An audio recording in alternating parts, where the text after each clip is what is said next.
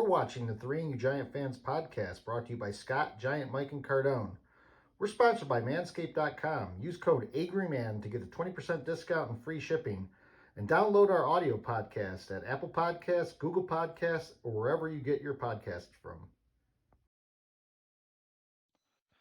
So that is Roger Goodall doing an interview talking about the officiating never being better than ever until right now. So after the spectacles we've seen in the championship games and the Super Bowl, I'm not sure exactly what Raj is talking about, but I think he's got some explaining to do in the offseason. So we are the Three Angry Giant Fans, your host Scott, Giant, Mike, and Cardone, and we're going to close the season out with a special guest star, our Jets fan Novak. So look, everyone can unite at the end of the year, and it's looking up for the Jets. Jets at the awards banquet this year took offensive and defensive player of the year, rookie of the year, I should say, and Klecko and Revis are both in the Hall of Fame. So it was a banner week for the Jets. It was Jet dominated, first time ever. In February. When does that happen, Novak, right? It doesn't ever happen. I can't remember. I think you guys just want to be on here today just so I can agree with you that the Super Bowl has become a garbage event. It's just awful. Can unite, and the Super Bowl being a garbage event might be something we unite around, especially on the Pet Peeves side. But guys, kick it off first. I mean, what do you think about the whole officiating in that last drive, the officiating during the game? Did it impact the score, or was it more or less just an annoyance that a good game was ruined at the very end? With three of us in here, you're going to have to call on us tonight, Scott. No one knows what to do.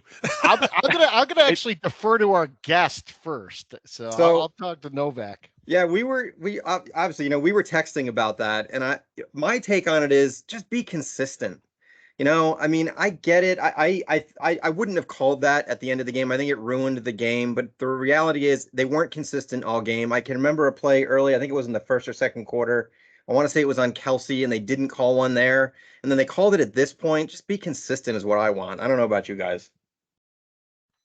Yeah, completely agree. Yeah, absolutely. It's just, it seemed like we hadn't had any of those holding calls or defensive holding or PIs that were, some of those devastating calls that we talk about all the time, the third down versions. And I don't know, man, I've heard a lot of people break down, even Bradbury himself was, he kind of came out and just said, yeah, I was holding him and I was just hoping that I wouldn't get caught. And as just an NFL fan watching that game, which was, we'll get into the game itself, but it just seemed like Kansas City already had the field goal, right? They were on the 15-yard line. So let's assume, they hit a 33, 34-yard field goal to take the lead anyway.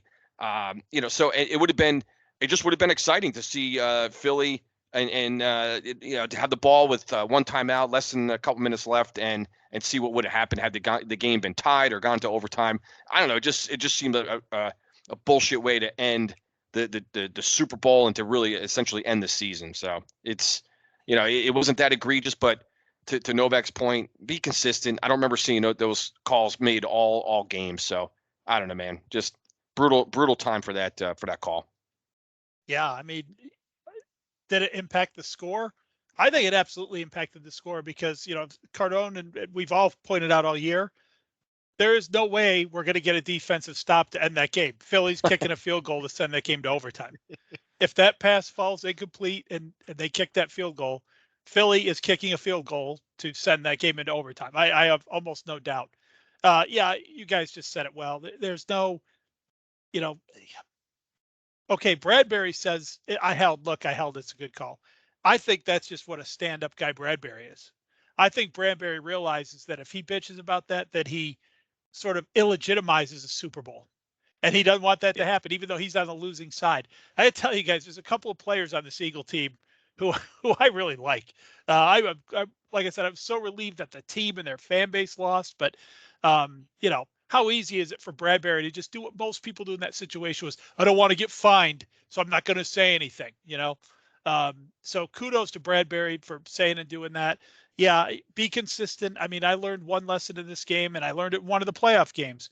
Doesn't matter how far along I am in the game, I'm never going to say, "Hey, the refs are having a pretty good night tonight," because they don't. You've got to get all the way through the game for that to happen. They proved that for sure.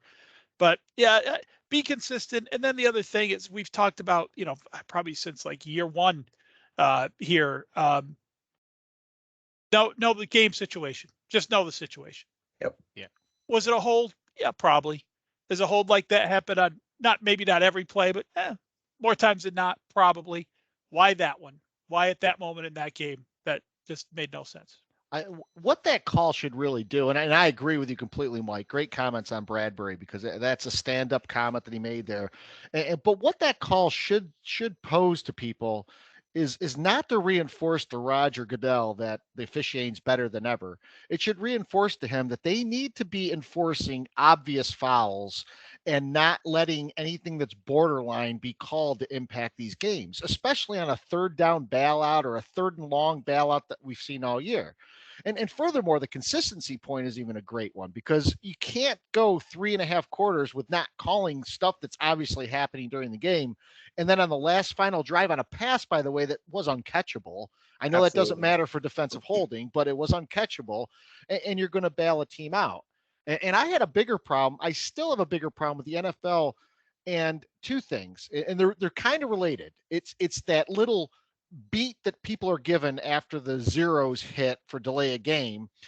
And it's also now crept into a beat given to the offensive linemen that they can jump back a little bit before the snap, and it's all of a sudden legitimized. Even Greg Olson was saying that Lane Johnson was timing the snap perfectly. No, he wasn't. He was moving clearly before the ball was. Yep. So if you're going to allow him to do that for whatever reason, and you're going to allow the quarterback to snap the ball late, what happened in this game we saw, and this is an interesting part of it, we saw a lineman for the Chiefs jump as the play clock hit 00, and the ball hadn't been snapped yet, and delay of game hadn't been called, and guess what, guys? Offsides. Mm-hmm. Yeah. That call got me, because he did exactly what I've been screaming for Giants players to do for years. If that clock hits 0, just go. Don't stand there and get blocked. But I guess he proved why they don't. They've got to change something with that play clock, because there's too much subjectivity. That's something that doesn't have to be subjective. It should go 2-1, big red X. Mm-hmm. If you see the big red X, like an NBA shot clock, it's over. The play is right. It's dead. It's over. The only thing that it would have been more fitting is if that game had ended on a roughing the passer call, but that really just summarized 2022 perfectly, that this game was decided on a questionable call, because it's been the theme of this whole season. We say this one all the time on our show, is if everybody who's watching that play, let's assume there's no flag. Let's let the play just goes incomplete. Everyone goes back to the special teams. The kicking unit comes on. Is anybody on the Chiefs sideline, or is anybody saying, "Oh, where the fuck's the flag on that? You got to be kidding me! He raped the guy!" Like, I don't think anyone's doing that. We talk about that. We mentioned I know we do that one all the time on our show here. It's like, and that was one of those where I don't think you could do that. And imagine this, Novak. Imagine, like, as a Jet fan, imagine that call going against your team in that situation, knowing your season, you just lost a Super Bowl, because based on, I know they had 8 seconds left or whatever, but the game was over. That was it. Let me tell you right now, if I can get my team in that situation to lose a game like that, I'll sign up today. Signed, done, That's awesome. done. I'm in. I know. I'll take That's it. awesome. I knew you were going to say that, by the way. I had a feeling you were like, I know. So you were setting me up. I appreciate that. Well, I love when your texts are like, just 52 years. I just want to see that my team playing on this day. That's all I want. Just once in my life, I want to wake up Super Bowl Sunday and know what it's like. I'll tell you, it'll happen. I'll tell you, it doesn't make the spectacle that has become any better. In some ways, it's worse if your team's involved. I guess. Although Novak can go to bed today knowing that the Jets and the Eagles have the same amount of Super Bowl wins, even though the Eagles have been in 4 Super Bowls. I would take the 4, but yes. I don't know, because I don't know if Devin Tier would take the 5 for 4 appearances for the Bills. You know, you come away empty-handed. You're sort of a joke. You still don't have a Super Bowl. He's seen the minute. That's what matters. Yeah. So before we get too deep into the game, let's give a shout out, which we hadn't given up yet. So hello, Euless, Texas. So Euless is a suburb of Dallas and Fort Worth, and it's named after Eli Manning's real name, Alicia Euless, who bought land and started a cotton gin in a community center, then became the sheriff. So I think back then you became a sheriff. You get to name the town after yourself. And it has one of the largest concentrations of Tongans outside of Tonga in the world. Tongans. Tongans. I believe that's what they're called, Tongans. Probably, yeah. I hope we're not offending anybody. All of our Tonga listeners. Right. I don't think they'd be offended anyway. We're getting that one right. I wonder how that happens. How something like Tongans end up in Euless, Texas. I get like one big family moved there. Is that pretty much? And then they all just stayed. I don't know. It also has a large Tibetan population too, or Nepalese, so I should say. So when you're trying to decide like what dish to get for like Super Bowl Sunday, like, you know, hey, do you guys want to get some wings, pizza? How about some Tongan food? Like, what is there? Like, how many Tongan restaurants, takeout restaurants, are in that town? Yeah, it's like Seinfeld convincing Babu to have a Pakistani restaurant. Is that? People are gonna love it. By the way, I do. So for those that listened last week, we didn't come on live. We ran a show that we had shelved during the preseason, mainly because of technical difficulties of not being able to actually clearly communicate anything during the podcast. And Novak was one of the rare ones who actually got the pod when it originally aired, because it was up for about a few hours before I realized it was probably in the best judgment to take it down. I never even heard the original. Yeah. So Novak happened to listen to it twice now. I happened to check where, Facebook or whatever, and you posted it, and I listened to it, and within, I don't know, 3 minutes, I go, he's loaded. And then it just got worse and worse and worse and worse. It was great. It was the greatest of all time. Did we have the video for that one, Scott? Or Sadly, you did not. I did not put it up. I have to look to see if we have it. I'm not sure if we do, but I do have to give you guys props. So my co-hosts were professionals. They were Tom Landry, they were Chuck Knoll, and I was friggin' Sirianni. I loved right at the end when you brought up the Bengal game again. It was literally like watching a computer reboot. Like you rebooted and went back to the beginning. That was awesome. By the way, Scott, you just mentioned video. I don't know what's going on here. I'm having all kinds of issues with Teams. I'm looking at 3 black boxes on my screen. I lost video of all 3 of you guys, so I'm staring at myself on the screen right now. Just thought I would throw that in there. You're good. I can see you. You're fine. So don't pick your nose or nothing. Right. No, I know that. I'm the only one I can see. I can see myself. I can't see the 3 of you guys. I'm looking at, like I said, 3 black boxes is what I'm looking at. I'm watching So you're basically looking at what Aaron Rodgers is doing right now. Yeah, exactly. What the fuck is? I keep hearing about this darkness retreat. What more can this dick do to like make himself more of a dick? I don't know, but I'll take him as my quarterback, as desperate as I am. So if you're in complete darkness, do you like go somewhere to go to the bathroom, or do you go in the dark? And so I heard about this today. To you? There's a bathroom or there's a toilet in the middle of the room, and he gets food underneath a door or whatever, and he can leave if he wants to, apparently. But what I heard today on the radio, they said that there's a toilet in the middle of the room, and I don't know what else this guy can do. What an idiot. I just picture a guy on mushrooms sitting on a floor, like just passed out for 5 days. Yeah, and he's like a multi-millionaire, and this is what he does with his free time. Yeah. I'm looking at it right now. Darkness retreat is just what it sounds like. People spend time in a space that's completely devoid of light. Yeah. It stems from ancient practices from many cultures, such as when monks sought spiritual guidance by meditating in a cave. I mean, this guy is a fucking clown. I do darkness retreat for 8 hours every night. Exactly. He's got to go to a retreat. He can't get some blackout curtains. What the hell's wrong with this guy? Just go to the Motel 6 down the street. Yeah. And close the blinds. So we have digressed a bit, but I did bring up Nick Sirianni. And Mike, when he did his prediction for the game 2 weeks ago, he basically said the football gods are going to look less on the rig around the rosy play as being offensive as they are Nick Sirianni. And I think Sirianni really threw oil on the fire when he started crying during the national anthem. So this guy, I don't know if you saw the clip, but you know the time when they were reviewing the Devonta Smith catch. And at one point, the Eagles offense goes back on the field. Another point, the Chiefs defense comes back on. Well, as the Chiefs defense is coming back on the field, Sirianni's waving for him to come back off. And Jalen Hurts actually grabs his arm and pushes it downward, telling him not to do that. And so even Jalen Hurts realizes his coach is such a friggin' ass.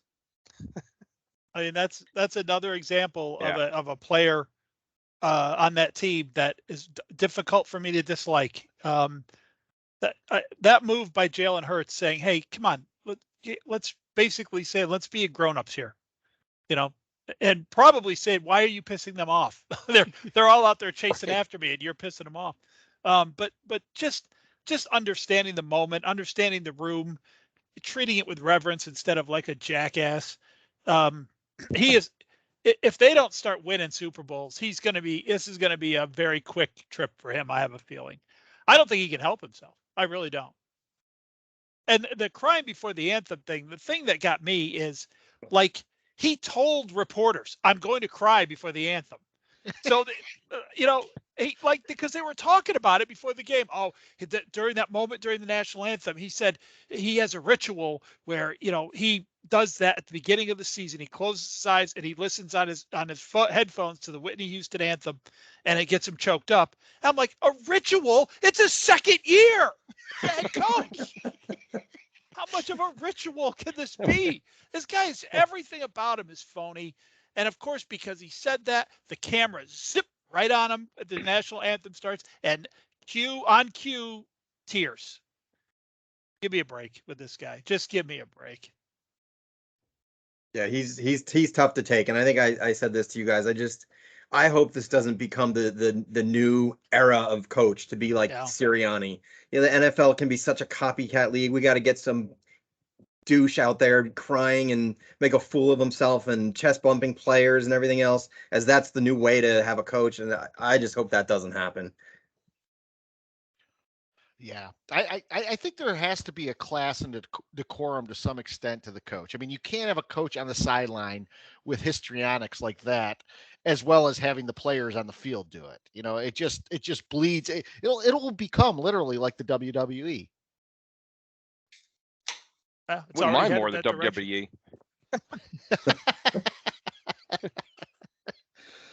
So going to the game a little bit more in depth. Mike, you were talking about, how you can't hate, a couple of guys in the Eagles. I'll tell you what, I have a ton of respect, and this is not a Willis Reed moment here for Patrick Mahomes, but for Patrick Mahomes to show the guts he did in not just the AFC Championship game, but to come out there in the Super Bowl, get re-injured right before half, and fortunately he had a 29-minute period to get shot up with all sorts of things because of the halftime show, but putting that aside, the guts that guy shows and that run he had, the scramble in the fourth quarter on that last drive, just shows a ton of perseverance. He made some great throws in that game. He made some clutch plays. You just have to. He's one of those guys you got to sit back and admire. I never particularly liked Tom Brady as a player, but I admire the shit out of Tom Brady. I know Novak might not feel the same way. No, I'm sorry. I can't agree with you on the Tom Brady thing. I really can't. Can't get on that one. No, but yeah, totally agree. I mean, the guts that he showed to go out there. And, don't forget, too, he came back in that Jacksonville game barely walking. And just, I mean, God, I want a guy like that on my team. I mean, you gotta respect him. And they're gonna be the Patriots of this now decade, I think. I mean, I think that's where we're headed. Certainly set up for that.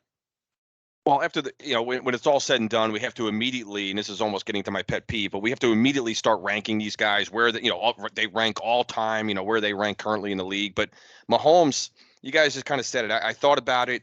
I love the guy. For a team that's an AFC team, I have the guy's just amazing. I mean, he makes every throw, he makes every read. It seems like I thought when he got hurt at the end, when his ankle got rolled again, Scott, you just mentioned it at the end of the first half there, and then Philly came down, kicked the field goal to go up 24-14. I said unless Kansas City does something, coming out of halftime and with that, with the first possession, I go, this game is going to be really in trouble for Kansas City. And I think if I have this statistic right, I think Mahomes was 13 of 14, in the second half.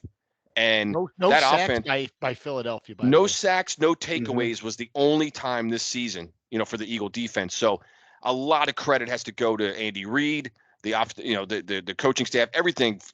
We already mentioned the penalty obviously on Bradbury, which at the moment seems like it cost them the game. But that Eagle defense was dominated in the second half. I mean, the Chiefs scored every time they touched the ball. If you count almost the last possession where they could have scored, they scored every single possession, the Chiefs, in the second half. So give them all the credit in the world for winning that game. And two critical third downs at the goal line, Sky Moore and Kadarius Toney, our favorite ex-Giant, they both did moves where they were going in motion one direction, quickly pivoted back the second direction, and got walk-in touchdowns. So we were texting at the time, a walk-in touchdown, another walk-in touchdown. Two walk-in touchdowns at a Super Bowl. My God, what do you have to do to get that going? Yeah. So Novak, what's your impression on Kadarius Toney not being a Giants fan? Young Joker? That's his. Is he a legitimate player? Is he going to be one of these guys? He'll have a few flashy plays a year and be injured most of the year, and that's it. No, I think he's legit. I really do. I mean, you saw that return that he had in the game, and he's in the right system though. I mean, that's the difference. He's playing with a guy that spreads the ball around. I don't think he's a number one guy. He's probably a third or fourth receiver. He can return punts. Yeah, I think he's a player. I really do. I mean, I don't know that he was going to be that great with the Giants, but he could not have gone to a better team than the one he did. Yeah, for his skills, right? Yeah, no doubt. Yeah, he. Mike, didn't mean to cut you off there. No, it's okay. Toney he's slippery, and man, when he's healthy and he's on the field, he's terrifying for defenses. I know, but that was the problem. I mean, there's a lot of people busted on the Giants online for our favorite guy, Bry Peacock, said the Giants cut this guy. I said, well, first of all, no, they didn't cut him. They traded him. They got something for him, but he's hurt for us all the time, and then we trade him. He passes a physical, and then he plays the next week for Kansas City. So, and then people are like, you should have kept him. I'm like, why? So he could have faked injuries and stayed on the bench. Hey, so I would give up a third and fifth as a fan to beat Philadelphia. Yeah, exactly. Somebody compared that. I saw this. I thought it was funny. Is like the Giants trading Kadarius Toney to the Chiefs was the equivalent of Doctor Strange giving up the Mind Stone to Thanos because he knew that was the only way to win. Like, we can't beat you. Right. That was I went full nerd on that one. A lot of ex-Giants had some impact on Super Bowl 57, right? Bradbury and Toney. Obviously the call and Toney. So major ex-Giants. So going into this offseason now, the Eagles just lost two coordinators. So both Gannon and Steichen are hired as head coaches elsewhere. And this team is already up against the cap, similar to what we saw with the Rams of last year. So did they just blow their chance at getting back to the big show, or do you guys think these guys are going to hang around? Well, look, those guys are from the Sirianni coaching tree, so you have to understand that that's going to happen. But I think these guys are here to stay. I mean, I know you guys don't want to hear it. I mean, you know this better than I do, but they're loaded at seemingly every position. Although I can't stand the Eagles, I can't stand anything Philadelphia. I agree with you. Got to respect Jalen Hurts. I mean, a guy that was pushed aside for Tua in college, and had to transfer and now third round draft choice and he's doing what he's doing. I kind of like the story, and sadly it's with Philadelphia though. Yeah. If any other team picked him, I might have his jersey. Yeah, right. No, Jalen Hurts won me over all year. The guy Absolutely. was all year, because when before the season started, I was thinking, and I was thinking about the NFC East. I still had a feeling like Dallas was going to be the team to beat, and I knew, Philly was a wild card. I think they were the 7th seed last year, so you knew they were better. Looking at their roster, you knew they were stacked. But it still comes down to the quarterback, and I was still thinking that Jalen Hurts was not quite the top of the. I hate using the word elite, but is he one of the? Is he the guy, that quarterback that can really push them over the edge? And he proved me wrong, to say the least. Yeah. So yeah, Novak, you said it. I just had this conversation with a guy, a coworker of mine who's a Giant fan, and said, yeah, man, the Eagles are, like, as I was saying all year this year, that they're a major problem. They're going to be a problem for a couple of years. They really are, because their roster is just it's stacked. It just is. Yeah. And the Hopefully. offensive line is amazing. Yeah, no, the Eagles are going to be they're going to be a problem for at least a few years. Yeah, they've got another. They don't have much cap room, and so there's going to be some cap casualties as the years roll on. But at least the next little bit, they're going to be a major problem. Yeah. They've got another top 10 pick this year from a trade that right. they may end up having to trade just because of their salary. Well, they have New situation. Orleans first round pick. Yeah. Right. Yeah. Yep. Which is Oh, like, they I don't know do? what number. Yeah. So they're they could load up a little bit more. Yeah, if they have a hole, they could plug it. It must be nice to sit there and go, oh, what do we want to do with this pick? Instead of us, we're like, guard. We know exactly what we'd be doing with that pick. So, the Eagles they're for real. They're going to be around. I do think they will, when they flame out, it's going to be spectacular. Because I think it's all, unless they do some very crafty cap work and very good drafting with low draft picks, because they're gonna win 10, 12 games a year here for a little bit. So unless they nail that stuff, I think in like 4 years we might see a big flame out. But windows close quickly in the NFL, guys, right? Yeah. Unless of course you're the Patriots, or maybe what we're seeing with the Chiefs now. And when you get there and you don't win it, especially in the fashion that they lost a heartbreaker, man, you better get a championship in there before things do, because the NFL it turns over pretty quick in Look at this the league. Rams. But yeah, look at the Rams. Yeah. Great. I was just thinking of them, Novak. So yeah, good point. The Rams, they all of a sudden seem like they just fell off the face of the earth, But and on the flip side, we could talk a little bit about the Chiefs too. I think you guys were just alluding to it. The Chiefs now, it's amazing. I'm not sick of this team yet. Maybe because they are an AFC team, but the Andy Reid respect train that I have going for him is amazing. And Mahomes, Travis Kelce, this Chief team, dare we say, that's another word I don't like to use, dynasty. But where do we put the Chiefs right now, guys, in this modern day NFL? That's a good question, because going into this year, people looked at the AFC West and said, "Oh, well, wait a minute, you got Herbert in there, you got Carr in there, and you have Russell Wilson in there. The Chiefs could be in trouble." And the Chiefs, they just sort of hung around, and then they took over mid-season and just did their thing. Similar way the Bengals did.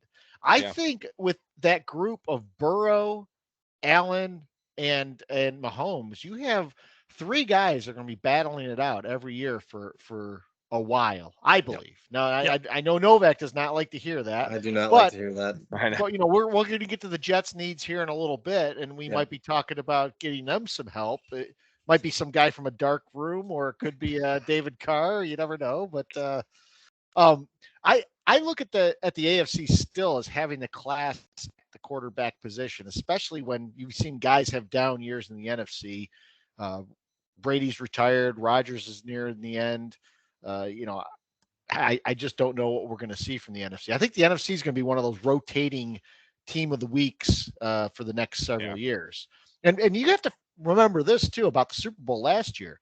The Rams won that game in a very similar fashion that the Chiefs did. They had a call on a third down stop where they called defensive. I don't know if they called a hold or a pass interference on Cooper Kupp, but it was a pass breakup. And that was a very ticky-tack call that allowed the Rams to go in, take extra time off, and basically score with nothing left. For them, it worked out. I mean, the Chiefs, I think it's because they lost one in there.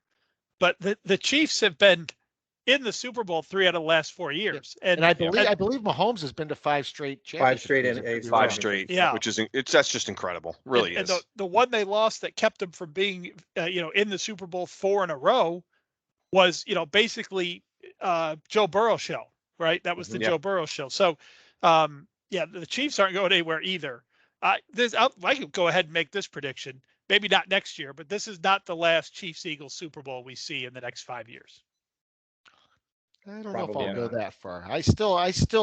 I'm blinded by hatred of the Eagles. I know. Yeah, I know. Well, we go back to the start of the season, and Cardone and Novak nailed it pretty well. Scott and I were laughing that people were picking the Eagles. We're like, what is this team? Like, why are people picking them? Well, and I kind of felt the same way you did, Chris. I thought, Hurts has to be really good for this team to be good, and he's not really good. Yeah. Wrong. Yeah, I was dead wrong on that, but if you look at the NFC, Scott, you just kind of alluded to it in terms of, the quarterback play. If we're already looking at next year, the NFC the Eagles seem like the clear, like, dominant team, really.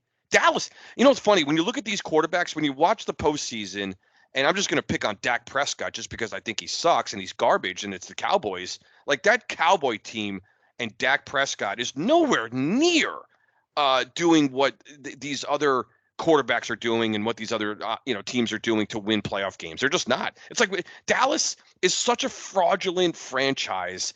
It's amazing how you just don't even have to worry about them. They're like baseball. As a Yankee fan, like, the Yankees are the fraudulent baseball team where it's a fucking brand name. The Dallas Cowboys with the star, it's just a brand that it comes with this intimidating kind of fearful like thing. It's nothing.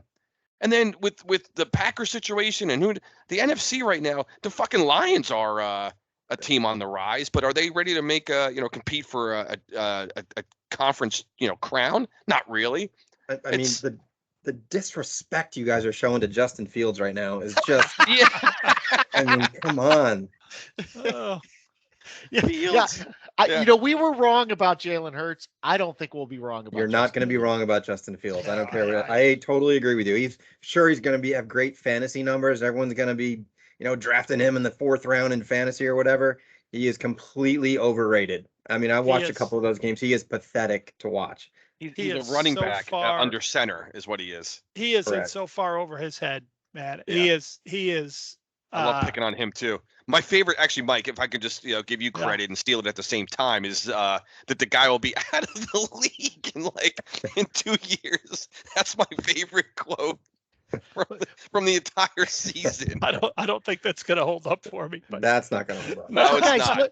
But just the thought of it, like, he's going to be out of the league. No, he'll be in the league, unfortunately. But look at the NFC quarterback situation. So Justin Fields, actually, in the grand scheme of things, in the NFC quarterback situation, he's in a pretty cushy position, because you have teams out there: the Redskins, the Panthers, the Falcons, the Buccaneers, the Rams, possibly the Saints.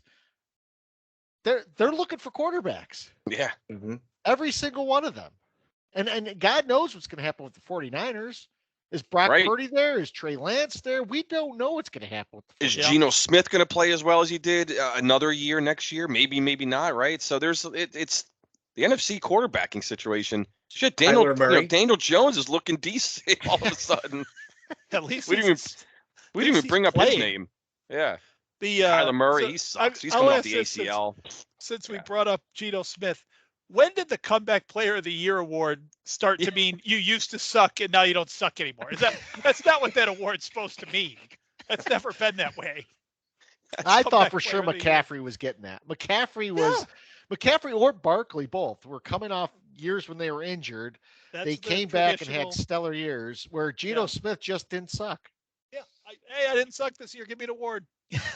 I'm really.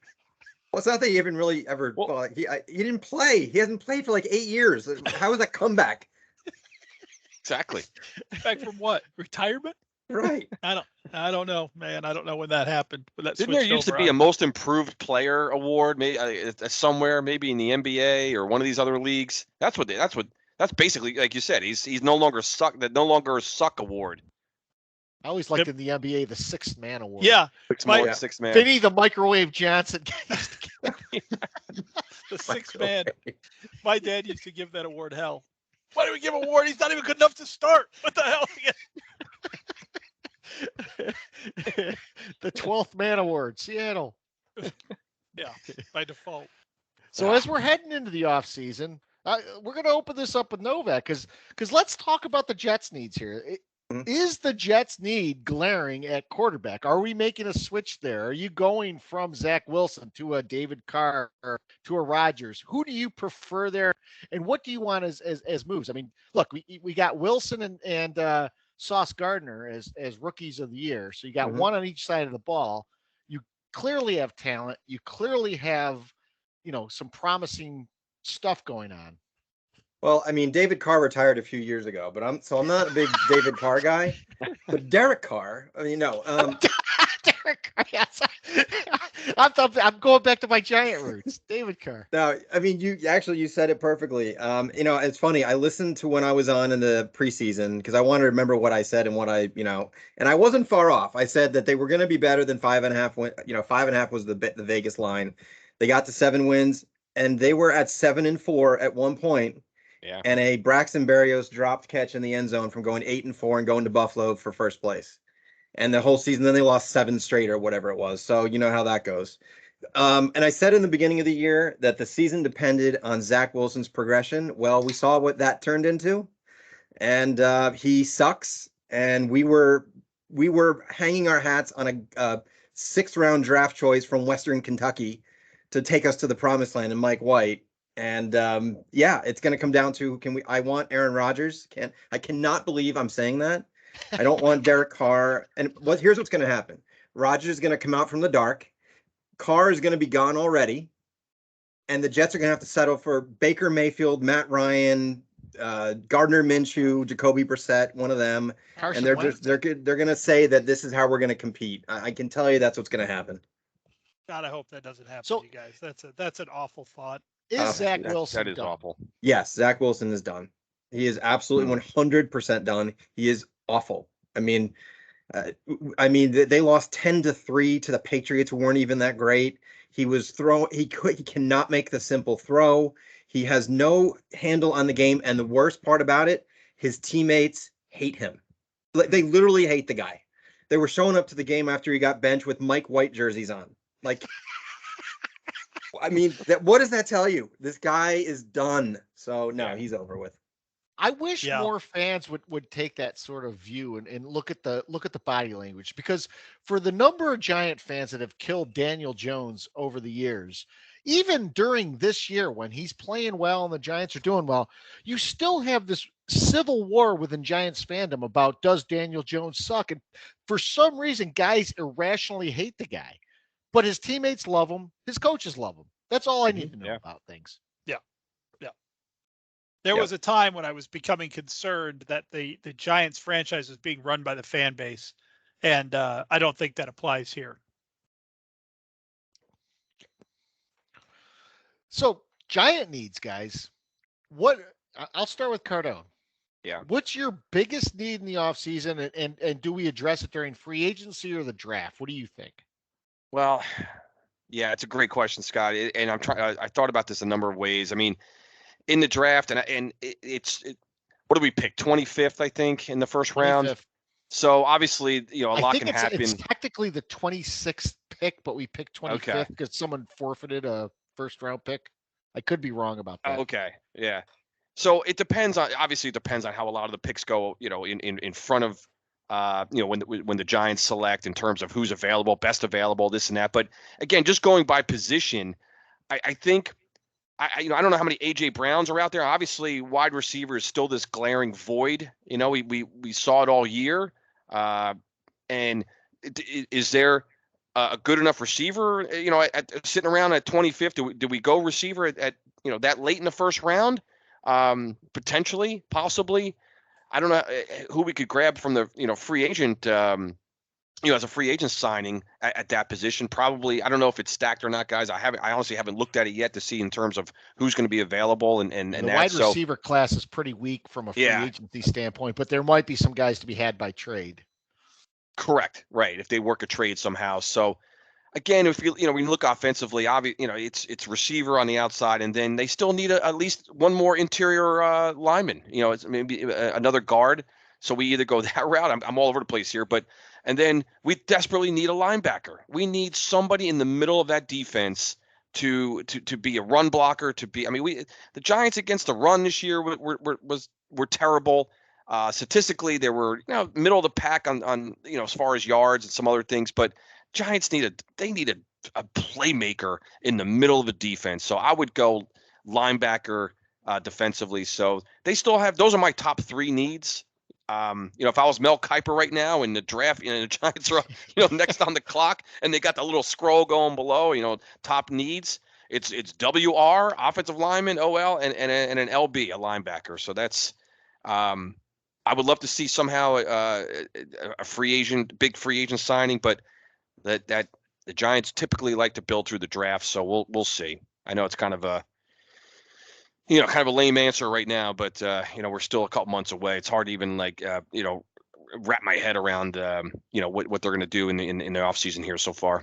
Yeah, I hate mock drafts in January, but every mock draft I see has us just taking a wide receiver, whether it's just some guy's name that they're writing down or not. It's like, okay, right. Wide receiver, they need a wide receiver, they're drafting that at 25. Yeah.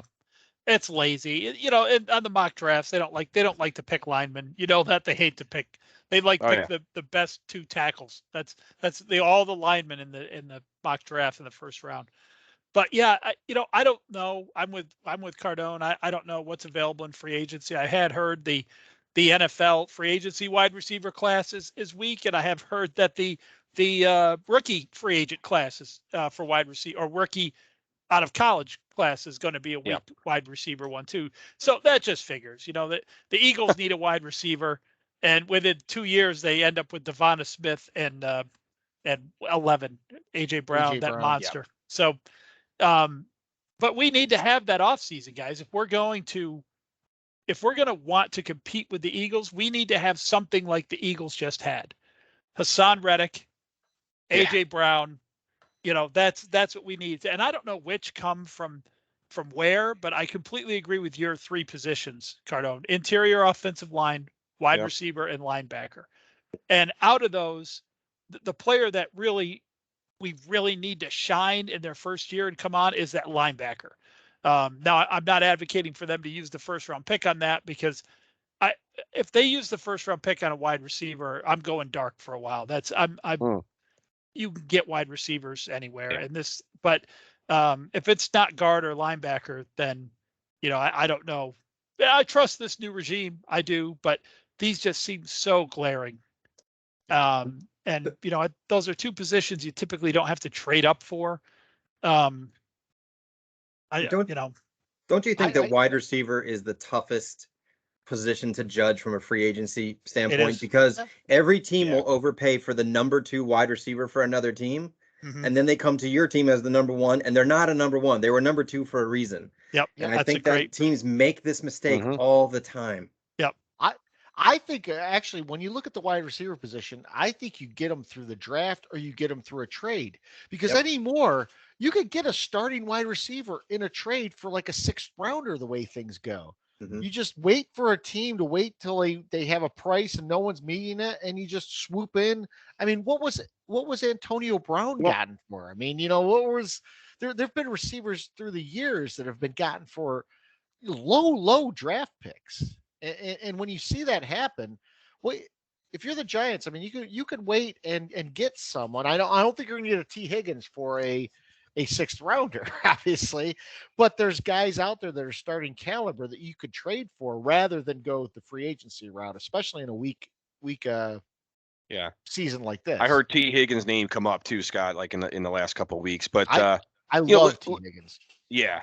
Look at by the end of the season, you could arguably say that maybe Isaiah Hodgins was our best receiver by the end of the season, and we just picked him up, from Buffalo's trash bin. Right? Yeah. They let him go, and so receivers, you're not gonna. I mean, there's only so many AJ Browns out there. When the Eagles signed him last year, we knew that was gonna be a problem. There's only so many of those guys available, and they're not going to be available just floating around free agency. So, And the Giants have already re-signed a tight end that Novak was high on, Lawrence Cager. So Cage. he's Yeah. been re-signed for next year. But when I look at our needs, I also see a glaring need at defensive back, either at cornerback or at safety, especially depending on what we do with Julian Love in the offseason. But I'm with you guys. I'm not sure exactly where we should allocate free agency versus a trade versus the draft. And maybe free agency, we don't do a whole lot, or if we do, maybe we go after a linebacker if they're out there. I think both the linebacker and wide receiver free agency pool is pretty weak this year. So maybe we go safety or defensive back there. But those are three positions we have to firm up as well as guard.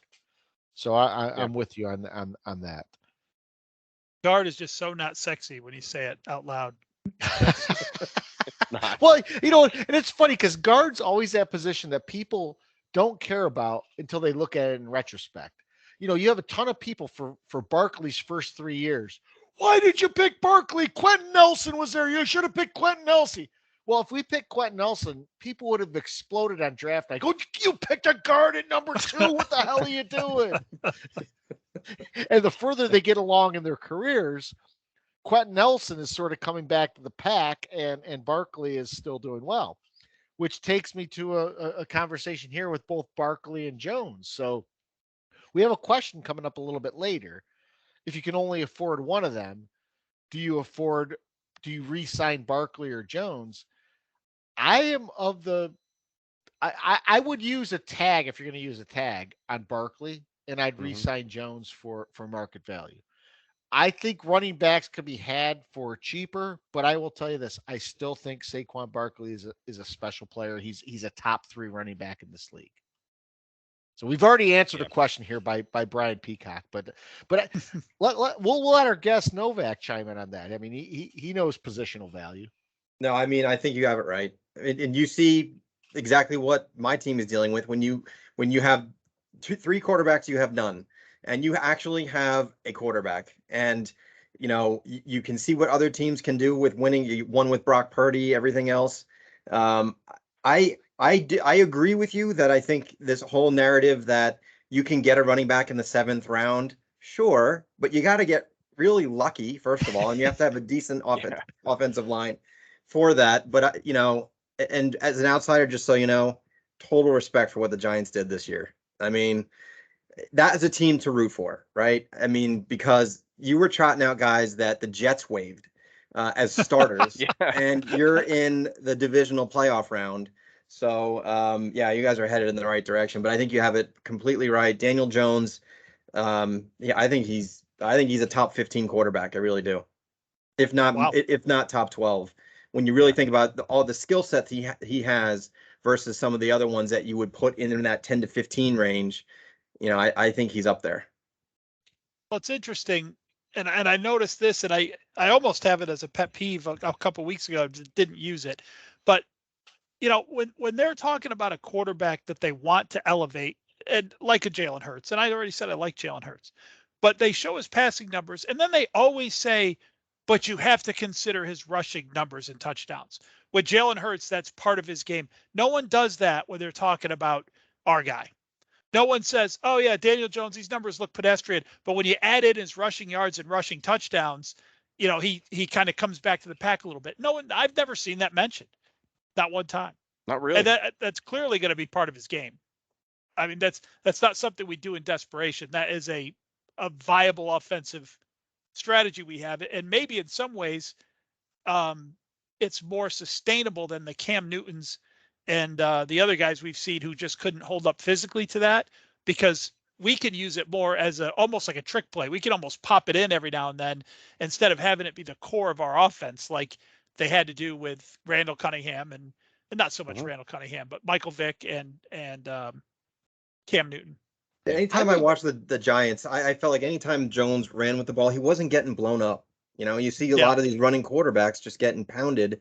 He's just a smart player, obviously. You guys are lucky.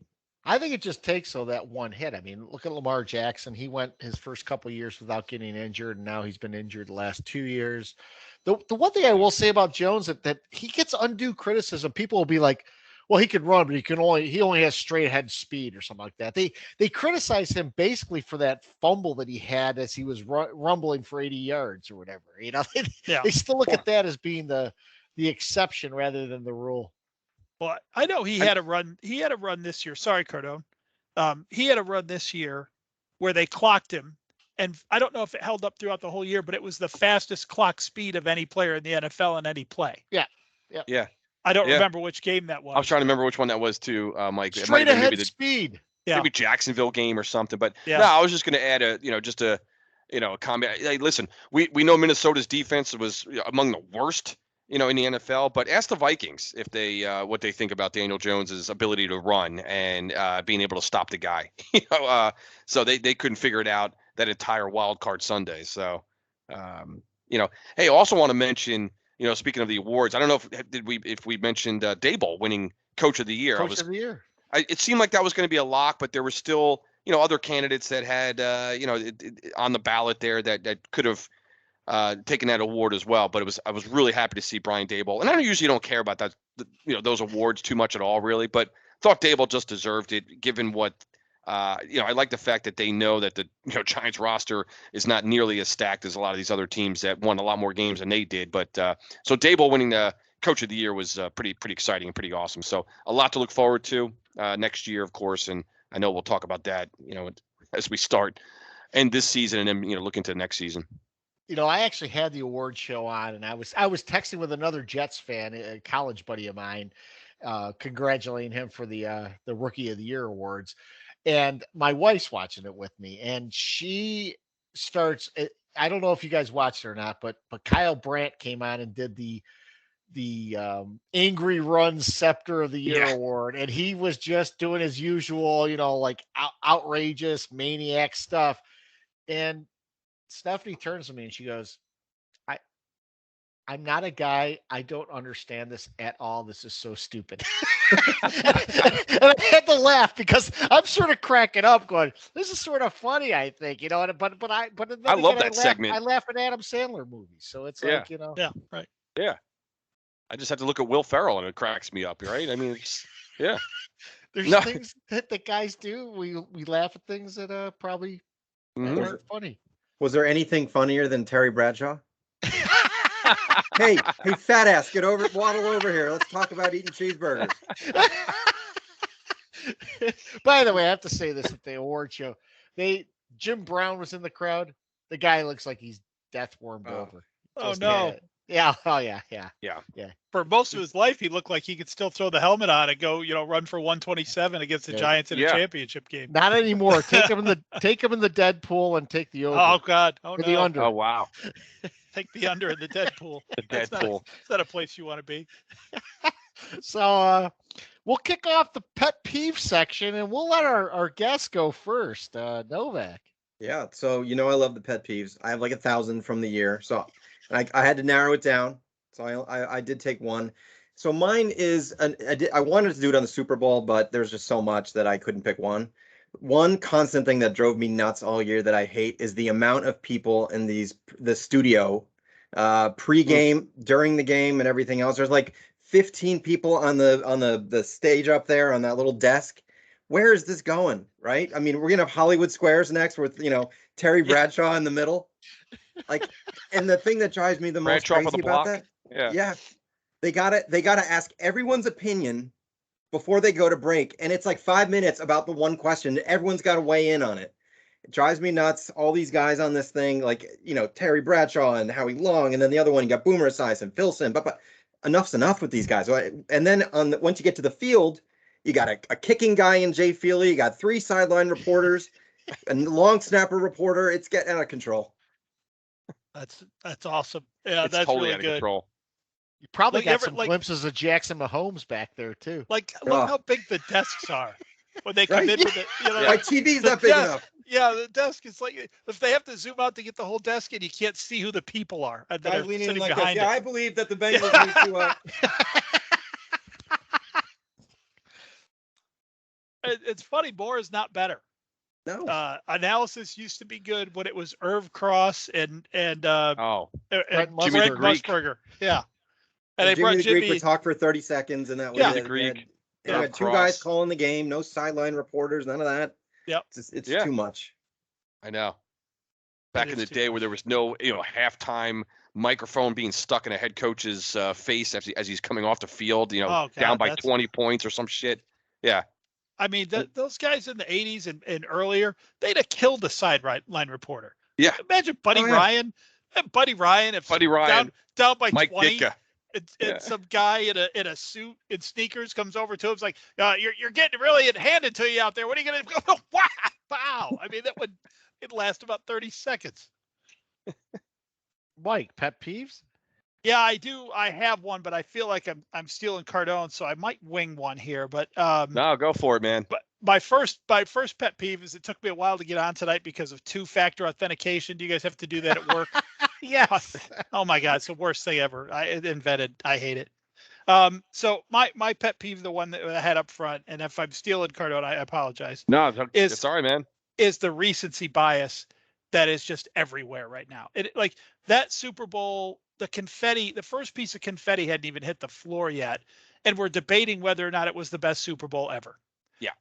And, it had a chance to be if Carl Schaeffer's didn't end it abruptly at the end. But it had a chance to be in the top 10 maybe. But why does that always have to – everything is the best immediately after it happens. Now, and we talked about Mahomes, and I freaking love Patrick Mahomes. But, like, same thing.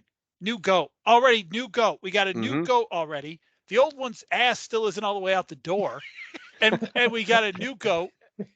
And then I heard they even went as far as they just like took the Brady Belichick story and they've just moved it conveniently over to Reed and Mahomes. Like, is it more Reed or more Mahomes? I'm like, who cares? They're together right now. It doesn't matter. I have my opinion. Reed had some pretty good teams for a long time in Philly, and all of a sudden he gets Patrick Mahomes, starts winning Super Bowls. So, I don't know, but why do we even have to ask the question? It's too early. Are they the next dynasty? Chris, you touched on that earlier. Yeah. It looks very much like they could be. It also looks very much like the Eagles could be. So, I don't know where to go with. I can't stand that we have to put everything in historical perspective 30 seconds after it's over. Yeah. Remember last year? Yeah. Last year was 2 minutes after the game. Is Matthew Stafford a Hall of Famer? What? Yes. No, he's not a Hall of Famer. Yeah. I'm so glad you brought that up, Novak, because I was thinking about that. Yeah. It's going to bring it up. Meanwhile, O.J. Anderson is still trying to get in the Hall of Fame. We didn't talk about that back in the day. No. Mike, to add a comment, a modern day comment that gets tossed around, which I can't stand. Prisoner of the moment. Like the media just becomes a prisoner of the moment, where again, we have to break down now. Great pet peeve, by the way. I had that one on reserve, so it's very similar to what I was thinking. No, so that's fine. I had another one or two, but that one was definitely on my list in terms of, where does Andy Reid now rank in terms of he's walking to the Hall of Fame now, and where's his ranking? So it drives me crazy, just like you mentioned, man. For every reason you just said, it drives me nuts now. Where for the moment the game ends, like you said, the first piece of confetti is not on the fucking ground yet, and now we got to who's creating the bust for Andy Reid now, and where it's nauseating what these guys do, what the media does. You guys know how I feel about the media. I can't. It's insufferable. The prisoner of the moment comment is great because that is actually the comment that a reporter made that made me write this down. And she said, like right after the game, she said, I don't think I'm being a prisoner of the moment when I say, and whatever she said next obviously made her a prisoner of the moment. I don't even remember what it was. Yeah. But it's like when someone says, I'm not racist, but the next thing you say is racist. I'm not a prisoner of the moment, but yes, you are. Yes. Or you start a sentence like, hey, I mean no disrespect, but I'm going to disrespect you here in the next sentence. Yeah. Right. Yeah. Now, I will say this because this was a good tie-in, and I didn't know how to fit into the podcast. If you look this week, Bill Belichick had a great quote about Tom Brady. when he was reflecting on Brady's career. And he said, I knew he was special because of the way he thought of things in like a very early on. I don't know if his second year or whatever, but he said he was in the film room with Tom and they were talking things over. And he wanted to get Tom's take on what he thought about something. And Tom goes, well, he goes, on this play, he goes, I was looking left, but the defender slipped a little bit, but the receiver wasn't in the flat good enough. The linebacker pinched up into the middle. He closed off the one route. He's like, my tackle was giving up pressure, so I had to slide to the front. And then I saw this guy break free in the middle, and I thought, I better go there. And Belichick said he looked at the tape. He goes, and every single one of those things happened in sequence to what he was looking at. Yeah. And he goes, this guy just sees things differently than every other NFL player. Mm-hmm. So I think we always get bogged down in this Belichick or Brady moment. And we don't want to have that go into the Mahomes and Andy Reid moment too, because I think both guys work together perfectly. You are in the moment of working with the greatest, either the coach or the greatest quarterback, and you're going to see results like that. I mean, we saw Brady go to Tampa Bay, and we've seen Belichick not have success without Brady, but he's also made the playoffs without Brady. So it's not like Belichick is a bum at coach, and Brady's the only quarterback ever to win. Yeah. I mean, I think it's interesting, the Brady story, because he was a tack-on draft pick. Trust me, I was a Michigan fan. I don't know how he does what he does in the pros. Dude couldn't beat Wisconsin, in college. So, so I knew of Tom Brady. I was surprised to hear he was on a team. When I heard that he was on the Patriots, I was surprised to hear he was on a team. And I mean, if you look at the way he got in a game and what he did from then on, if Bledsoe doesn't get hurt and the Patriots still somehow win that Super Bowl, Tom Brady might be a career backup that we never know a thing about. And it's the same guy. Yeah. Because it could have happened. I mean, he found his moment. You can thank Mo Lewis for that hit. Yeah. Yeah, that's right. And what? Yeah, New York Jets. The Jets that's hurt right. Tom Brady. Oh God. Hey Novak, would that be a penalty great today? We're screwed for 17 years. Yeah.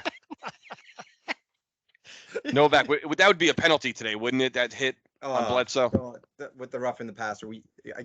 It'd be some unnecessary roughness. Pet peeve, but I thought it was too easy. It'd be something. LT would have been ejected out of the league by 1984. Oh yeah. Yeah. Are you kidding? Yeah. Amazing. But Cardone, he almost pet was peeves? Anyway.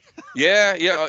Real quick, one more comment on this GOAT thing. I don't know when this fucking GOAT, acronym started or whatever, but another good example was LeBron James. Another one I can't stand. Right, just became the all-time NBA leading scorer.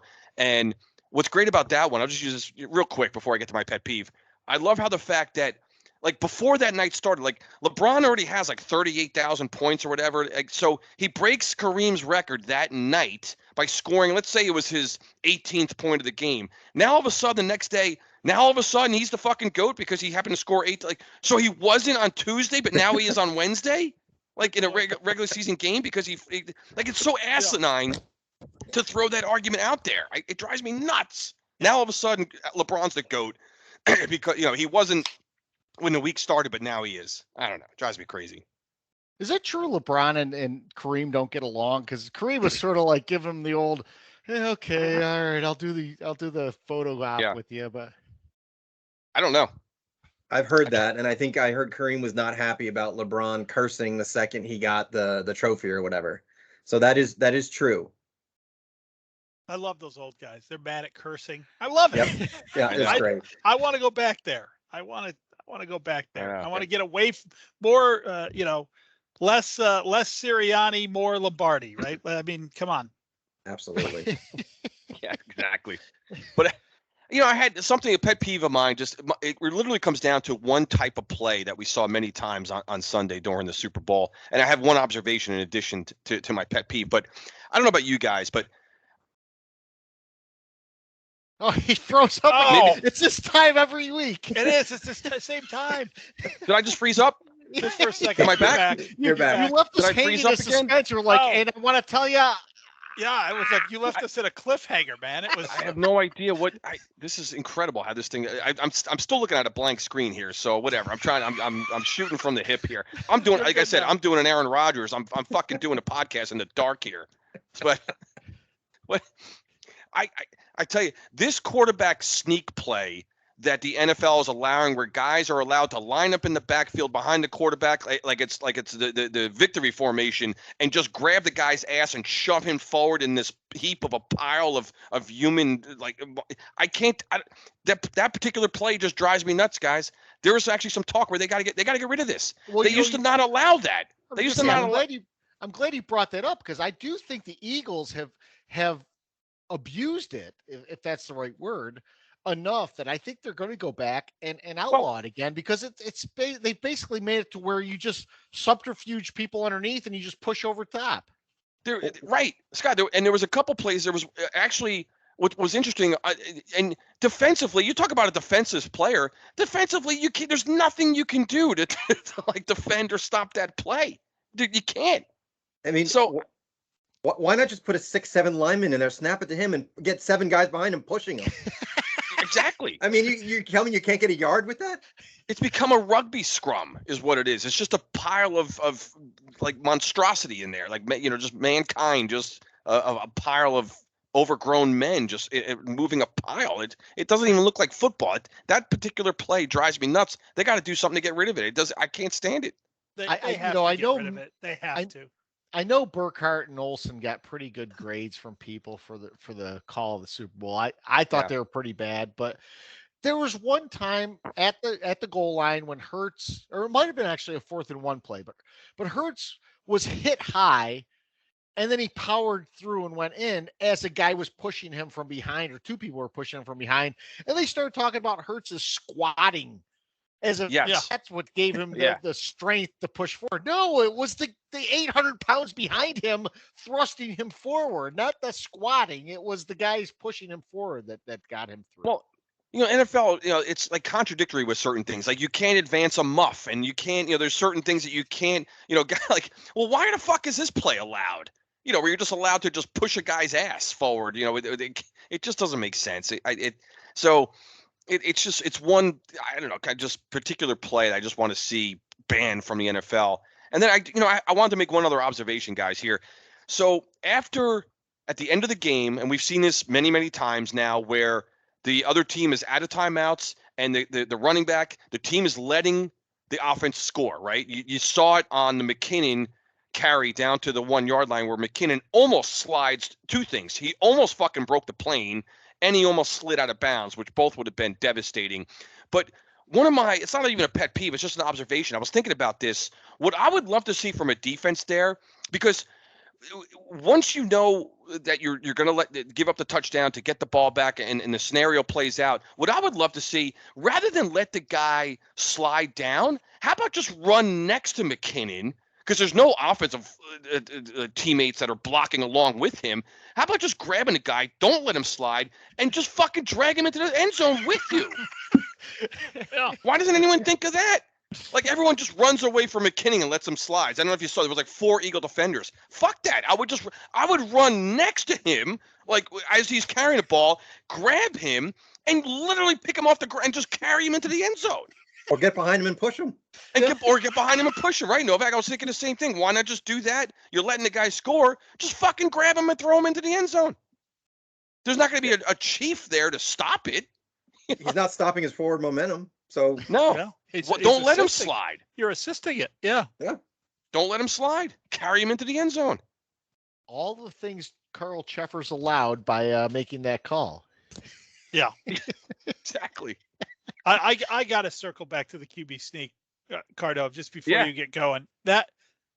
So it's not so much that they do it. I mean, they clearly have to outlaw it. Scott's point was hysterical about, core strength, but the opposite is that is true too. That is not a player doing that. That is anyone can do it. I mean, it goes against the spirit of the game, I guess, is really where I'm coming from with it. And the other thing though was the announcers just like, oh my God, they're so good at this. I'm like, okay. Right. First of all, 4th and 1 QB sneak. If you have a quarterback who's capable of a QB sneak, what's the success rate of a 4th and 1 QB sneak? Isn't it 98%? literally like 91%? I think it's 92%. like I that, heard. yeah. I would be It's- surprised if it's not higher than that. So everyone's good at it. Right. The Eagles have found a way to be 5% better at it. It just to me is, I've as many times as we've seen it this year, playing the Eagles in other Eagle games, playoff games in the Super Bowl, not one announcer has said, "Remember when this used to be illegal?" Right. I remember Giants plays on the goal line, at least one called back because of sort of inadvertently hitting the running back in the back. Right. And now it's not even, you can just make a mockery of it. You can just line up and say that is totally what we're doing. So there's a couple things that makes this so hypocritical.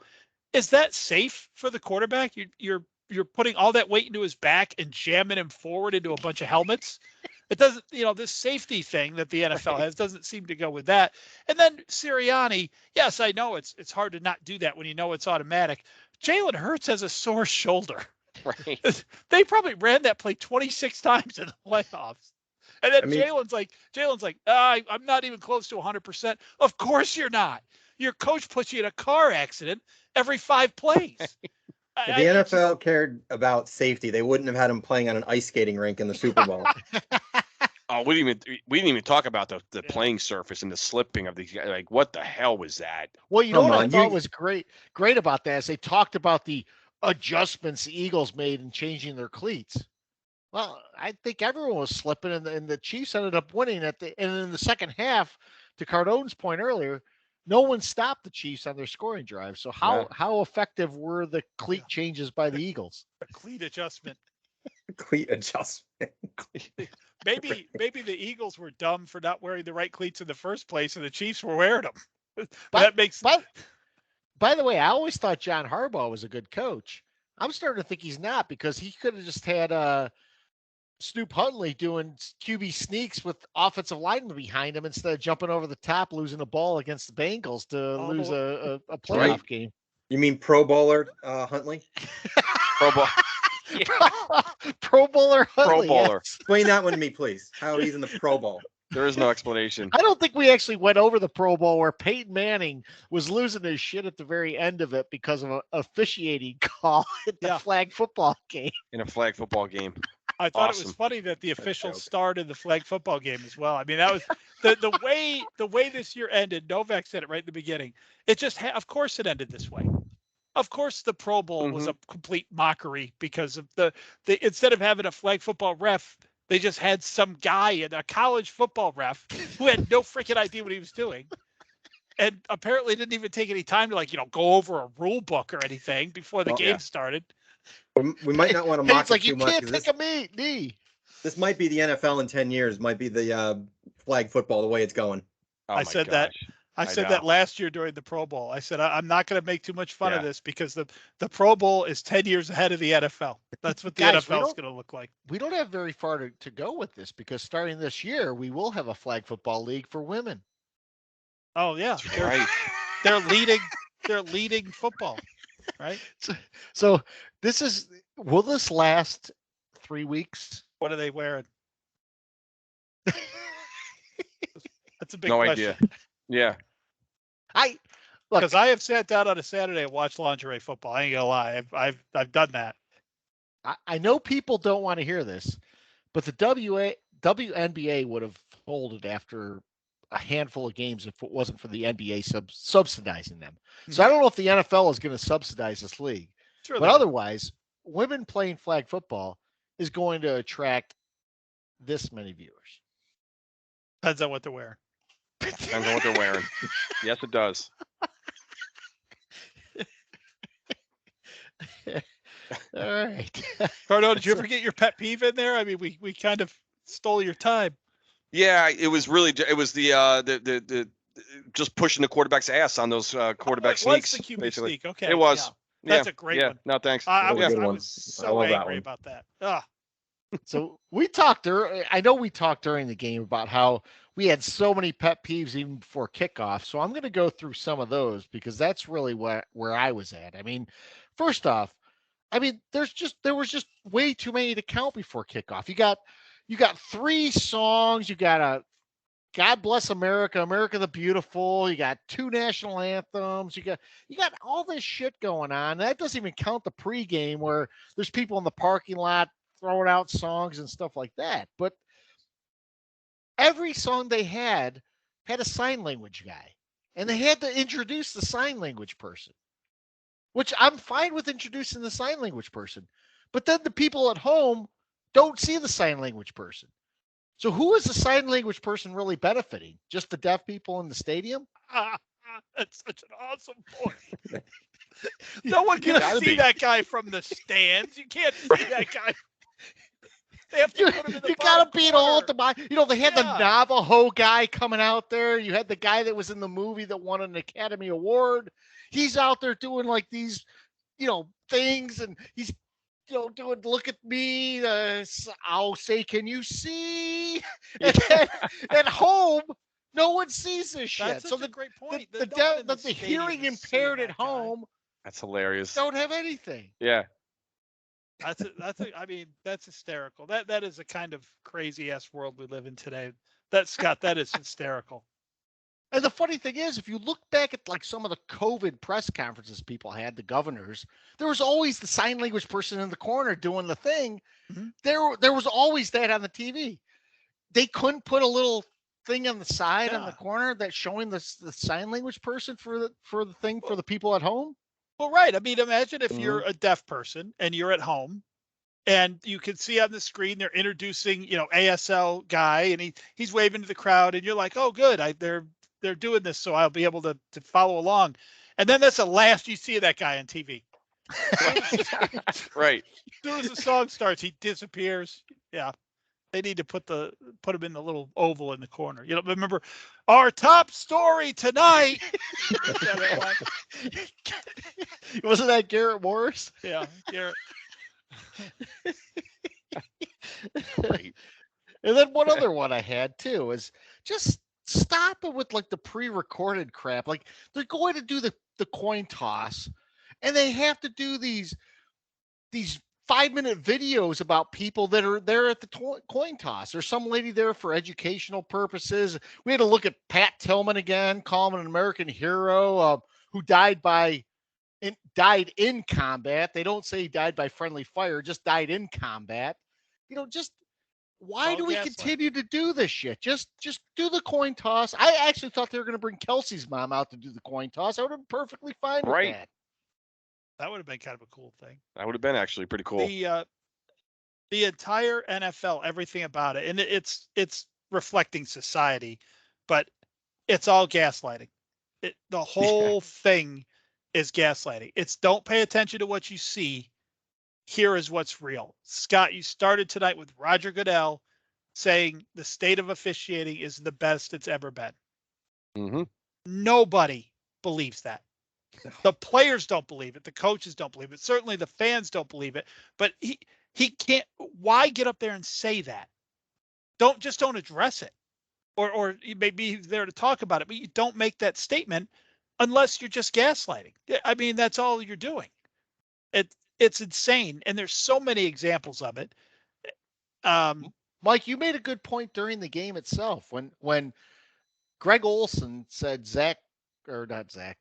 Lane Johnson was getting a head start and he timed it perfectly. You were like, he's just gaslighting us. We can see with our own eyes that he's getting a half second to a second early off. That's another great example. You can see the ball. You can see the player. The ball's not moving. The player is. Greg Olson said he timed it perfectly. No, he didn't, unless he's in the Matrix. There's no. Yeah, they're just telling you to not believe what you see. Exactly. That's treading on political social commentary there. I'll tell you what. I'll keep it in sports. I felt like that through the whole pregame for the Super Bowl. I mean, you had the all-female flyover. You have all these things going on, and this disregards the whole fact that we went into last year when a female ref was given an assignment in a Super Bowl, basically 3 to 4 years earlier than than most people are, and wondering whether she deserved it. So it's almost like they have to check every box, right? Yeah. It's like back to when you did your shout out. Do we get the Tongan in there? Do we cover that group Right. too? Yep. Tongan. Tongan cuisine. I want to know what Tongan cuisine is. I sort of want. I like that. I like Hawaiian cuisine. I'd probably be up for Tongan cuisine. By the way, did you guys see the meme about I saw two good memes about the all-female flyover. The first one just said, all-female flyover at the Super Bowl today. They were 20 minutes late. That was the first one. And the second one, like, actually showed the flyover, and then they cut to a clip of like an F-14 crash into the side of a mountain. I did see some memes about Sirianni's crying. Good. There were a couple out there where good. they compared him to the Indian that saw the trash. Yes, the trash Yes. Indian. I'm sorry, the Native American that saw the trash. Trash Native American. So we did get another question in. This was also from Bry Peacock, who asked the earlier question that we did address. And Novak might want to sit this one out, but it's start, bench, or sit. Harry Carson, Pepper Johnson, Aaron Pierce. So 3 iconic New York Giant linebackers. I'll start with Mike on this one. 3 iconic second fiddles, except for Carson. So it's Pepper, it's Harry Carson, and it's Pepper Johnson, Aaron Pierce. And Aaron Pierce. Start, Pierce. bench, cut. Man, whenever I hear Aaron Pierce, I think of that screen pass he broke up in the Green Bay game. Hmm. All right, I'm going to start Harry Carson. I'm going to bench Aaron Pierce. No, I'm going to bench Pepper and cut Pierce. That's exactly the way I would look at it. That's exactly what I had. Okay. Yeah. All right. Harry Fair. Carson's a Hall of Famer to me. Yeah. Yeah. Pepper Johnson is one of those guys that anchored a linebacking crew for a while. And Aaron Pierce was, don't get me wrong, great in the Super Bowl run, but compared to those other two guys, he doesn't Kind of have a nearly the career. short timer with us, right? Aaron Yeah. Pierce had the 3 or maybe 4 seasons. Yeah. I mean Yeah. he probably single-handedly won us the Green Bay NFC Championship game, but by that screen pass that was definitely going for a touchdown. That was a crazy one-man tackle Yeah. on that play. But I wrote it down as you were kind of filling in the blanks there, Mike. I had it the same exact way. Carson by far was my start. Yeah. Novak, any thoughts on the Jets next year? What are your closing thoughts here for this season? Because we're not going to be back again until probably prior to the draft or we always do a free agency episode, we do a draft episode, and then we're basically dormant until camp. Yeah. So, look, I think the Jets have talent for the first time in a long time. And I saw this year, and it reminded me, because I had it for about 7-8 years, the difference that a shutdown corner makes on the defense. And you saw Sauce Gardner, and on the other side, we've got DJ Reed. So I think that is just the strength of this team. They got a great defensive line. And don't forget, Breece Hall was fantastic for the first 8 weeks, got hurt, tore his ACL. He's coming back. We lost our starting guard in Elijah Vera Tucker. Garrett Wilson's a stud. I think if they can get some semblance of quarterback play, and I hope it's Aaron Rodgers, believe it or not, but if it's not, I think they're a 10-11 win team next year. I really do. Because of the way the roster has been constructed, they don't have any cap issues. All the guys that they're going to let go are kind of old, a little long in the tooth. They're ready to move on. Joe Douglas is a very underrated GM. I'm not sold on Saleh yet, but I am sold on Joe Douglas. I think the Jets are finally, I want to say it, and I always say it this time of year, they're on the right trajectory, and I'd like to think they're a 10-11 win team. What kind of receipts do you have to give Saleh? I don't know what to think of him. I was like, the second he said that, I was like, you got to be kidding me, dude. You're going to be hearing this for the next 13 weeks. He said it in like week 4. Yeah. I got receipts. I remember all you guys talking about how bad we are. We're going to turn it around. And then they lost 7 straight or 6 straight. Well, they did roll off the wins after he said that, though. They did, but you don't say it in week 4, dude. Like, just Yeah. I think that's really good analysis, Scott. I think that the mess that the Jets had at quarterback this year, to win 7 games out of that is it's nothing pretty, short of amazing. pretty awesome. Totally agree. Yeah. The Giants had a very similar quarterback situation 2 years ago after Daniel Jones got hurt, and we couldn't get out of our own way. That team would have to play 100 to win 7. Mike Glennon. Yeah. So yeah, I agree. I mean, if you get Aaron Rodgers or even Carr in there, you're gonna win 10 games. I'll tell you, the guy I don't want is Garoppolo.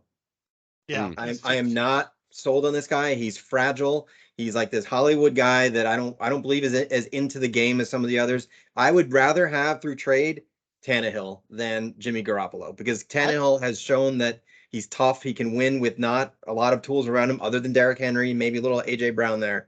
But that's sort of the list of what I want. After that, I don't know. I'm looking at Baker Mayfield, Andy Dalton, Matt Ryan. I mean, you got to be kidding me. Mike White. I think I'd rather have Yikes. Tannehill than Carr, to be honest with you. I would rather have Carr than Tannehill, yes, but I'd rather have Tannehill than Garoppolo, is what I was saying. I've never been a big Carr fan. well, I don't blame I haven't you. either, really. If the Giants had a similar quarterback situation, I would be saying, let's get the Dick in here. I'd be cool with that. Right. Because Yeah. because they have built the roster to win with a young quarterback. So they have the room to throw Rodgers in there on a 2-year run, and then I don't care. If they win 1 Super Bowl, I'll be good. They can be 0-17 for the rest of my life. I don't care. Hey, Be careful. Don't make that promise. Right. No. You might not want to do I will that. state it because I'm not going to live that much longer. I'm already 52, for God's sake. So just 1 Super Bowl is all I want. I'm done. I'm out. I'll quit. Good. Mhm. Easy, Mickey Mantle. We actually the Mike and I said in the last Super Bowl for the Giants we would take 10 years of shitty football for the Super Bowl win. I'm still on board with taking that, but it was a tough 10 years. Yeah. Yeah, I'd make that deal again. I'd make it every time. Every Absolutely. time we got close, I would write that check. Yeah. Oh yeah. Yep. Championship just just cancels out everything. Just does. Yeah. Yeah. We had a question right earlier in the year. I don't remember if it was Bry Peacock, but it was, would you rather, win 10 games a year for 20 years or win 2 Super Bowls in that time and the rest of the time stink? And I'm like, well, not that we have a choice in the matter, but that's pretty much exactly what we did. And I would do it again. So yeah. And by the Take way, the that's championship. exactly what Dallas did. That's right. They've had 10 win seasons and they suck cock when it comes to the postseason. They are. That's right. We were talking about it earlier. The word that came to mind, they are paper mache. They Oh, really yeah. are. And the best part is they made Kellen Moore the fall guy this year. So Yeah. so McCarthy will be back. Yes. And we get the shenanigans next year. They're going to be a 9-win team. They'll make the playoffs possibly and be out before Christmas time. Yeah, I think they're going to be worse Yeah. because there's players on that team openly questioning Dak. The head coach took no responsibility for anything. Those things crumble at you, man. Those things. That's how you just crumble a foundation. Those things aren't going to be forgotten. So before we sign off, I want to thank Novak for participating not only in this one, but he also participated in the Jets preview in the preseason. Snoopy Bowl. Snoopy Bowl. Yeah, we could make that annual. Yeah. That's right. We definitely will. But Yeah. we've had a great run this year. I want to thank all of our fans. We hit over. I think we've got 6,000 downloads now. Awesome. Had a stellar year this year. Of course, don't forget Manscaped as our sponsor. Novak was sending us pictures of a Manscaped display somewhere. It was at Target. Was it That's at right. Target? At Yes, Target. but to all the 3 Angry Giant fans, don't try to buy it at Target. Get it online because you get your Angry Man discount. Yeah. Absolutely. Novak couldn't pull that off in person. I tried. I started yelling Angry Man. I got escorted out of Target. Right. Yeah, the discount, the code is Angry Man. You get a 20% discount, free shipping. But want to thank you guys. You guys have been great this year. Like I said before, you had the professionalism in the preseason where the one episode where I was under the weather, let's just say. If I was Mariah Carey, I would have stopped a concert because of personal reasons. And you guys have been rock solid all year. It's been a fantastic year to watch Giant games with you guys. Yeah. Yeah. I have to bring my son Chris into the conversation because we had a great run at Jacksonville and going to Mulligan's and watching the game together. And I know, look, I know the Jets didn't make the playoffs this year, Novak, but I see the Jets as being a rising team. So I hope you can overcome some of the. I think you can be the Dolphins of next year. Well, we play you guys next year, so we'll have to get together That's for right. that one. Oh man. No question. Hey, Mom. Yes. We might have to introduce Novak to Mulligan's. Yeah, absolutely. Oh, that's a must. Definitely. He's got a built-in buddy there. You know, Mike. Oh, right. Mike the Jet Mike. the Jet I was fan. gonna say Like the there's Jet fan. Yeah, at least one Jet guy that's there every single Yeah. every week. he's Yep. a trooper too. He reminds me a lot of Novak, and his attitude's like, you know, hey Mikey, what's going on with the Jets game over there? You know, So we are the Angry Giant fans. Hit us up at angry_3 on Twitter. Send us questions. Like I said, we want to appreciate everything you guys did for us this year. We're going to be off probably until probably for another month, and we'll do a free agency preview, then we'll do a draft preview, and then we'll be back in full force for the camp and preseason. So end of year 3, guys, everything's looking good. Yeah, it is. We want to thank you, Scott, for absolutely. hosting this, and you do an amazing job of that and keeping us on track. 99 out of 100 weeks. But no, it has everything you said. It's been a wonderful year. It's been a great year. We'll be working on some technology upgrades in our off season. I think we're finally actually going to fire Darren and bring in like Barry. We got a new guy. Got some fresh ideas for technology. So we did finally get on YouTube this year. So we'll that's right. That's YouTube. that's a big jump. That's a big one. I think I might be able to even find the lost video for the Bengals episodes. So we might get to see me pass out in all my glory. Yeah, we might keep that one in the vault. That's right. Scott literally was like half asleep. I was asleep. Fully on, asleep. on camera. That was Yeah. awesome. Mike and I were looking at each other. We're like, what do we do with this? What do we do with this guy? Outstanding. That's when I started to sign off. Yeah. Fun year Novak, though, guys. Yeah, great year, man. Novak, and Novak. Yeah. Any parting comments, Novak? No, I just want to echo what you guys have been saying. I love, I'm not a Giant fan, as you know, but I enjoy it because you guys are hilarious. You guys crack me up every single week. Keep doing what you're doing. And if there's any Jet fans out there that are listening and you want to do a 3 Angry Jet fans, I am all in. Let me know, and we'll give homage to these 3 guys who have created something pretty special. I think is great. We'll take the franchise fees for That was the word I was go. looking for. I was like, you guys should start a franchise, do 32 3 Angries for across the NFL, and you take home all the the funds from that. Mm-hmm. Awesome. Yeah. All right, guys. Might be hard to find 3 Angry Chiefs fans right now. Yeah, All right. man. Fair. Or find like 3 Charger fans. Yeah. Yeah. Total. 3 Charger fans of random demeanors. That would be a great podcast. 3 Charger fans. 3 Charger fans. 3 indifferent Charger fans. I could see that being like Jacksonville too. Like Duval, it would just be like 3 Duval fans. Like, I don't know how many fans Jacksonville has either, but they probably have more Guys, than the Chargers. It was not a pet peeve this week, but that Duval shit still bothers me that people are chanting a fucking county Yeah. over a team. Bizarre. Bergen! Yeah. Oh, I got to get this in because we might have gone the whole year this year, but clearly our first year without saying it. So I want to put it on tape. Ready? Jason Witten. Oh, Jason. Oh my gosh, Jason. It Witten. was our first year because he's been retired and gone. Yeah. Yeah. I don't even think we mentioned his name at all the entire year. So I just wanted to get it on tape. He actually wasn't even in the booth this year, was he? No.